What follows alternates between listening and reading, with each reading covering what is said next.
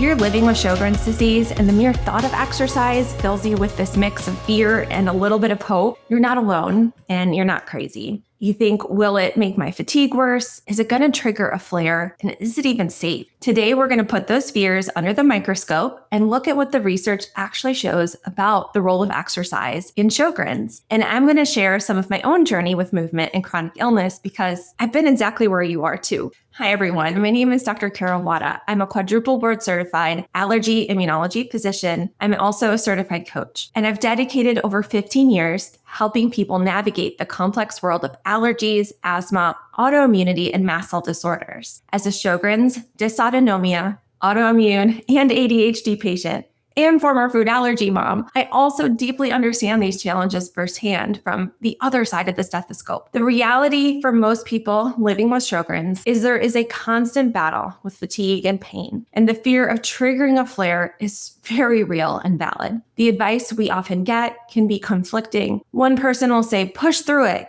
and another will say to just completely rest. And some well-meaning friends might say, just try yoga, or have you tried going for a walk? As if we haven't already thought of that or already tried it out. I remember standing in my kitchen one morning, looking at my running shoes by the door, shoes that I used to lace up without thinking, and feeling this wave of grief mixed with fear.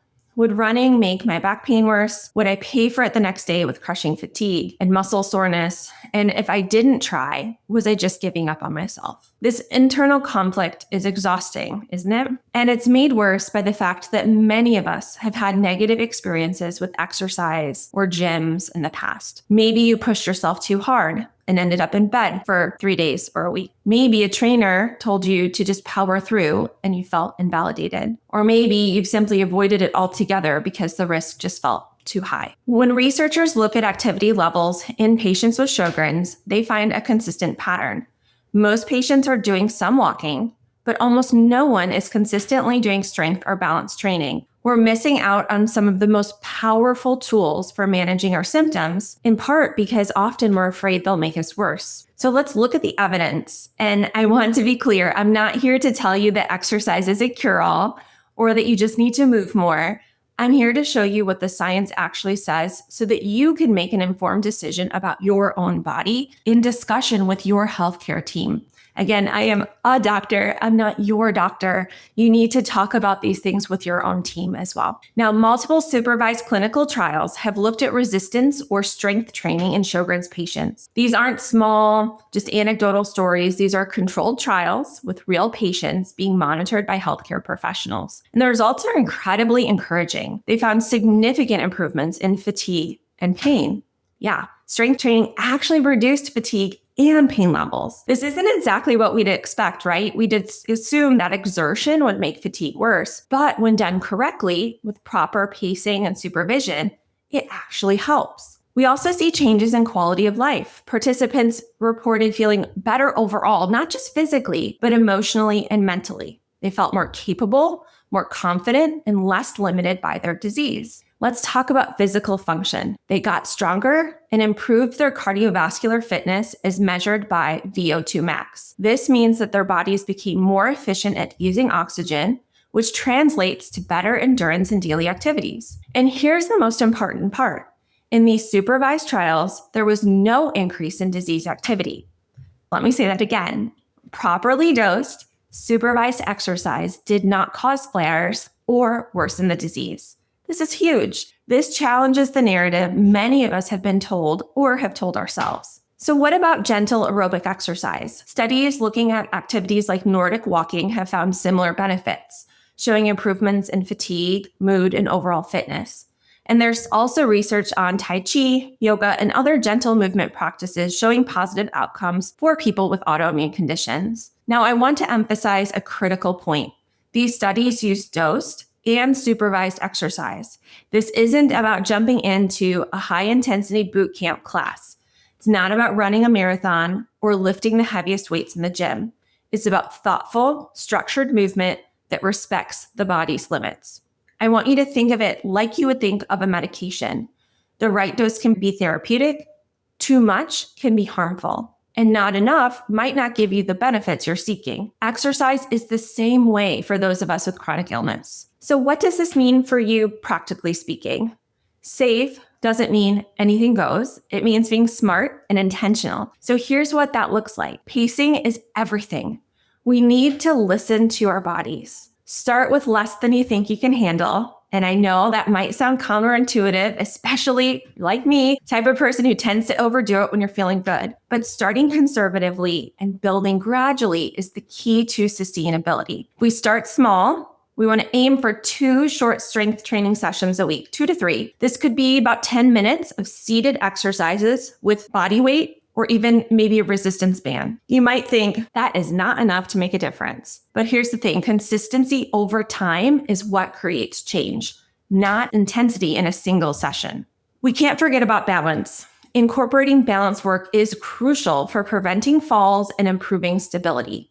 Many of us with Sjogren's also deal with some element of nervous system involvement or neuropathy or joint issues that affect our balance. Simple exercises like standing on one foot while holding onto a counter, heel walking, heel toe walking, over time can make a difference. We also have to respect our flares. Have a plan for your lower energy days. Movement can still be beneficial during a flare, but it needs to be gentle and restorative. Light stretching, few minutes of walking or a recumbent bike, especially if you're someone who deals with more problems when you're upright. This is where most traditional programs fail us. They don't account for the unpredictability of chronic illness. So let me share something a little more personal. When I started trying to incorporate strength training into my routine, I made every mistake in the book. I'd feel good one day and I would do way too much. I would try to get back to thinking of that. I was a Division III athlete. I ran cross country in college. I would do way too much thinking I needed to make up for lost time. I'd feel that guilt of not having worked out for like weeks or months on end. And I would go like 0 to 90. And then I'd end up crashing for a week to 10 days and feel like a total failure again. It took me a long time to learn that rest isn't failure. It's part of the process. And I also had to unlearn that no pain, no gain mentality that I had absorbed over a life lived across the 90s, 2000s fitness culture. For us, pain is information. Our body is telling us really important information. It's learning to distinguish between the discomfort of challenging muscles and the warning signs of overdoing it. And that is a skill that takes time and repetition to develop. But the research is clear. The belief that exercise will automatically make you worse is a myth. When done correctly, it is one of the most powerful tools and types of medicine that we have. It is using our lifestyle as medicine. And I want you to have access to that power without fear and confusion. So that is exactly why I've been working on something really special. I am opening a brand new 12-month program called Stronger with Sjogren's. It's a comprehensive program that combines education, a supportive community that is off the socials, and a physician-led strength and mindset program you can do right from home. I've partnered with a phenomenal colleague of mine, Dr. Ali Novidsky, who has put together this very well thought out strength and mindset program along with some of our other colleagues. I created this because I kept seeing the same pattern in my practice. Intelligent, motivated patients who want to feel better, just don't know where to start and don't have that structure and accountability to keep them on track. They'd been burned by programs that didn't work for their body, 30-day challenges, what have you.